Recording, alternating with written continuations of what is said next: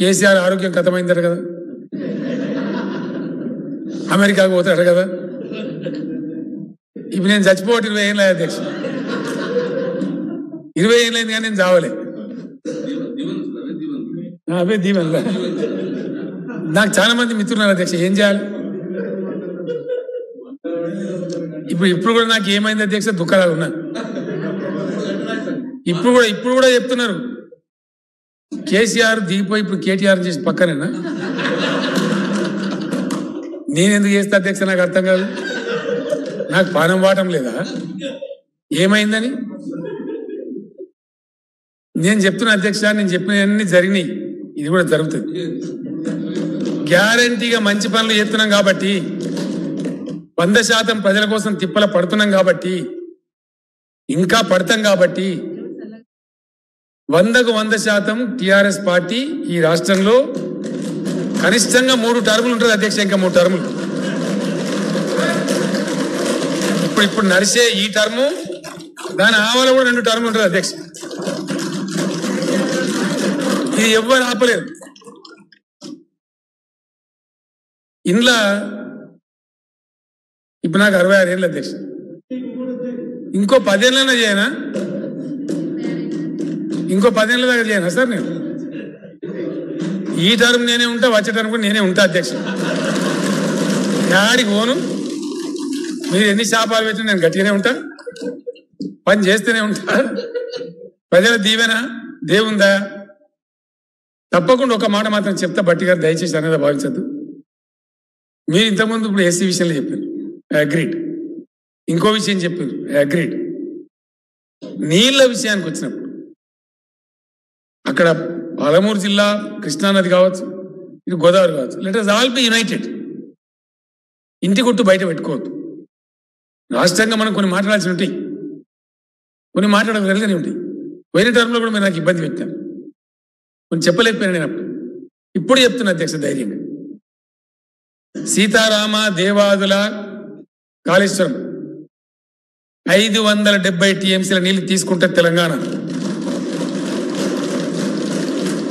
ఏది ఉన్నాయి కాక తమ నిజాం సాగరు, శ్రీశైలం, మన శ్రీరామ్ సాగరు, సింగూరు, ఇతరత్ర గోదావరి బేసిన్లో ఉన్నటువంటి మీడియం మైనరీ కాక ఇప్పుడు తీసుకుంటాం. మేము గ్యారంటీ తీసుకొని తీరుతాం. ఎప్పుడో కాదు, with in a span of next June, ఈ సంవత్సరం నింపి చూపిస్తాం అధ్యక్ష. అక్టోబర్లో తీసుకుంటాం నీళ్లు, మొత్తం సజీవంగా ఉంటుంది గోదావరి. ఇచ్చుకుంటాం నీళ్లు. బాధ ఒక నిజాం సాగర్ సింగూరుతో ఉంది. కాలువలు వస్తాయి. దేవుడు మనిషితో ఒక 5-6 నెలల మల్లన్న సాగర్ కంప్లీట్ అయితే నిజాం సాగర్ కూడా సుభిక్షంగా ఉంటుంది అధ్యక్ష. ఇవన్నీ కూడా జరుగుతాయి. కాబట్టి అనవసరమైనటువంటి రాద్ధాంతాలకు పోయి దీర్ఘకాలికమైనటువంటి శాశ్వతమైనటువంటి తెలంగాణ రాష్ట్ర ప్రయోజనాలు మనం తాకట్టు పెట్టద్దు ప్లీజ్. My humble submission. మీరు ఇంకా ఇతర తప్పులను చెప్పండి, వీఆర్ రెడీ. మేము దేవుని కొడుకులము, మేము చెప్పిందే కరెక్ట్ మేము అంటలేము. మీరు కూడా ఉత్తమమైన సలహాలు ఇవ్వచ్చు, గొప్ప సలహాలు ఇవ్వచ్చు. We're here to think. మాకు ఆ హ్యూమిలిటీ ఉంది. మొత్తం మాకే తెలుస్తుందని మేము అంటలేము. తనఖీద్ బరాయే తామీర్ అంటే కన్స్ట్రక్టివ్ క్రిటిసిజం, నిర్మాణాత్మకమైన విమర్శ, అడ్వైస్, సలహాతో కూడిన విమర్శ ఉంటే తప్పకుండా స్వీకరిస్తాం. పొరపాటు నుండి సవరించుకుంటాం. మేము తయారుగా ఉన్నాం, మాకు ఆ బేసిజాలు లేవు. ఆ విధంగా జరుగుతున్న కార్యక్రమం దయచేసి కానివ్వండి. హరితహారం కార్యక్రమం కూడా అభాష చేసి మాట్లాడతారు అధ్యక్ష. కొన్ని చెప్తే బాగుండదండి. ఇక రాష్ట్రం అంటే మొత్తం ప్రపంచం పుట్టిన మన ఆంధ్రప్రదేశ్ పుట్టిన కాడి నుంచి అడవులు మొత్తం నాశనమై ఎవరు సాక్షి అని అధ్యక్ష.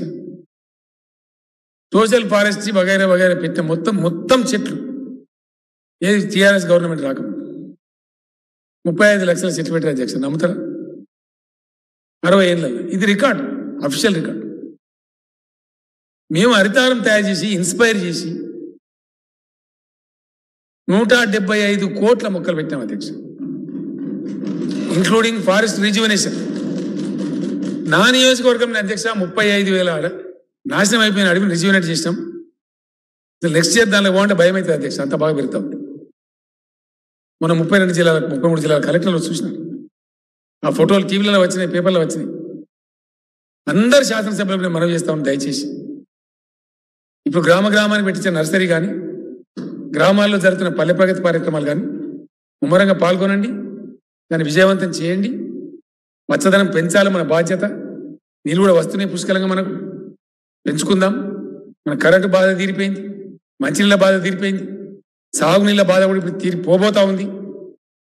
కాబట్టి పచ్చదనం కూడా పెరిగితే మనం కలలు కన్నటువంటి ఒక అద్భుతమైన తెలంగాణ, ఉపాధి అవకాశాలు ఉండే తెలంగాణ, మల్టిపుల్ ఆపర్చునిటీస్ ఉండే తెలంగాణ తయారవుతుంది. కాబట్టి ఆ రకంగా చేయాలని చెప్పి నేను కోరుతా ఉన్నా. అదే రకంగా ప్రతిపక్ష నాయకులకు కూడా తప్పకుండా మీ చేసే విమర్శలు మేము స్వీకరిస్తాం, సూచనలు స్వీకరిస్తాం. మళ్ళా ఒకసారి నేను రీట్రేట్ చేస్తా ఉన్నా అధ్యక్ష, దయచేసి ఎస్సీ ఫండ్స్ మాత్రం by conviction we're telling, we're submitting, మేము రెడీగా ఉన్నాం. కాబట్టి బట్టి విక్రమార్క గారిని మీరు పాల్గొనమని నేను కోరుతున్నా, రిక్వెస్ట్ చేస్తున్నా. సమావేశాలు ముగిసిన వెంటనే ఇక్కడనే పెట్టేయండి, కమిటీ హాల్లో పెట్టేయండి. సందర్భాన్ని బట్టి రమ్మంటే నేను కూడా రావడానికి సిద్ధంగా ఉంటాను. పెట్టించి మాట్లాడండి. ఇంకా పగడబంది చర్యలు ఏం తీసుకుందామని చెప్పండి. ఫైనాన్స్ సెక్రటరీని రమ్మనండి, చీఫ్ సెక్రటరీని రమ్మనండి, ఎస్సీ వెల్ఫేర్ సెక్రటరీని రమ్మనండి, ఎస్టీ వెల్ఫేర్ సెక్రటరీని రమ్మనండి, కూర్చోబెట్టండి. వాళ్ళు తప్పుదో పోతా ఉంటే సెటిల్ చేయండి. I will be with you, దానిలో అనుమానం లేదు. ఖచ్చితంగా మన దళితులు బాగుపడాల్సిందే, మన గిరిజనులు బాగుపడాల్సిందే, ఆదివాసీలకు లంబాడాలకు మధ్య ఉన్న కొన్ని పురపంచాలు కూడా తీర్చాల్సిందే. ఆదివాసీలకి ఏమైనా వెళ్తీ ఉంటే వాళ్ళ బాగో గురించి మనం ఆలోచించాల్సిందే. పెట్టండి, వద్దంటలేము. వాళ్ళకు కొన్ని ప్రత్యేక రెసిడెన్షియల్ స్కూల్ కావన్నా ఏం కావాలి, ఆదివాసీలు ఎందుకు బాధపడుతున్నారు, వాళ్ళ పోడు భూముల వివరం కూడా తేలాలి అధ్యక్ష. నేనే వెళ్తా అని చెప్పిన స్వయంగా అన్ని జిల్లాలకు వెళ్తా అధ్యక్ష. మనసు ఐసే అసెంబ్లీ సమావేశాలు అయిన తర్వాత కొంచెం వర్షాలు తగ్గంగానే అన్ని జిల్లాలకు పోయి గిరిజనుల పోడు భూముల వివరాన్ని కూడా కంప్లీట్ చేస్తాం. 100% వాళ్ళకు నష్టం రాకుండా చేస్తాం. వాళ్ళ హక్కులు ఇస్తాం. వాళ్ళకు అందరికి వచ్చినట్టు వాళ్ళకు కూడా రైతు బంధు ఇస్తాం. అందరికి వచ్చినట్టు వాళ్ళకు కూడా రైతు బీమా ఇస్తాం. వాళ్ళు కూడా గౌరవం పొందాలి. తమ జిల్లాలో కూడా అటువంటి బాధలని తమకు తెలుసు.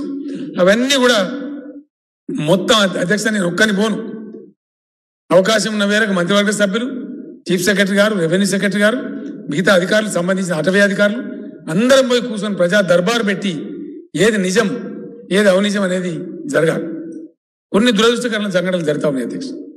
నేను మనవి చేసిన ఫారెస్ట్ అధికారులు కూడా చెప్తా ఉన్నా, ఎమ్మెల్యేలు కూడా చెప్తా ఉన్నా. కాగజ్ నగర్లో మా ఎమ్మెల్యే గారు తమ్ముడు అతను మంచి వ్యక్తి అధ్యక్ష, చెడ్డ వ్యక్తి కాదు. పెద్ద మేయాడుతో జడ్పీటీసీ గెలిపించినారు. గిరిజనుల భూముల మీద వస్తే ఆయన పోయి అడ్డం పోయినాడు. దానికి ఆయన మీద కేసులు పెట్టినారు, కొంత బాధ కలిగించే ప్రయత్నం చేసినారు. అటువంటివన్నీ మిటిగేట్ చేద్దాం.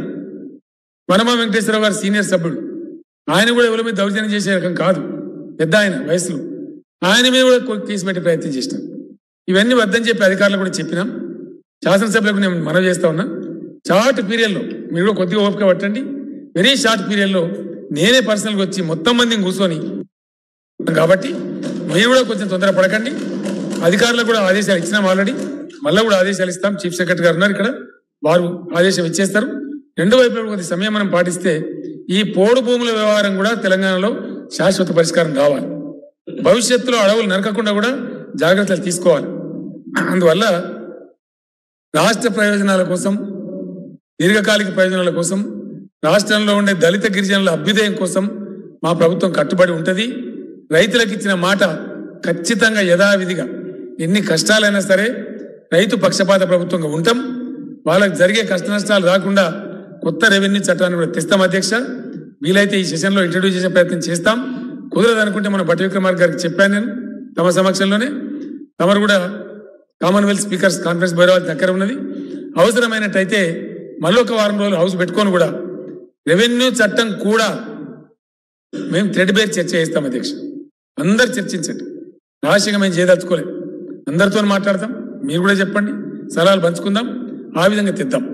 కాబట్టి ఆ ప్రకారంగా మంచి జరగాలనే ఉద్దేశంతోనే ఉన్నాం తప్ప మాకేదో వేరే ఉద్దేశం లేదు. ప్రజలు ఇంత పెద్ద అవకాశం ఇచ్చి పరిపాలన చేయమంటే ఇతర ఉద్దేశాలు ఉండాల్సిన అవసరం మాకు లేదు. అదేవిధంగా ముందుకు పోతామని తెలియజేస్తూ మళ్ళొక్కసారి కూడా సభానాయకునిగా నా బాధ్యత. నిన్న నేను కొంచెం పరిచయంగా మాట్లాడిన దానికి లేదు, అటువంటి సందర్భాలు రాకుండా చూసుకుంటే మంచిది మనకు ఉభయలో కూడా అని మనవి చేస్తూ తమరింత సుదీర్ఘ అవకాశం ఇచ్చినందుకు ధన్యవాదాలు తెలుపుతూ నేను ముగిస్తా ఉన్నాను.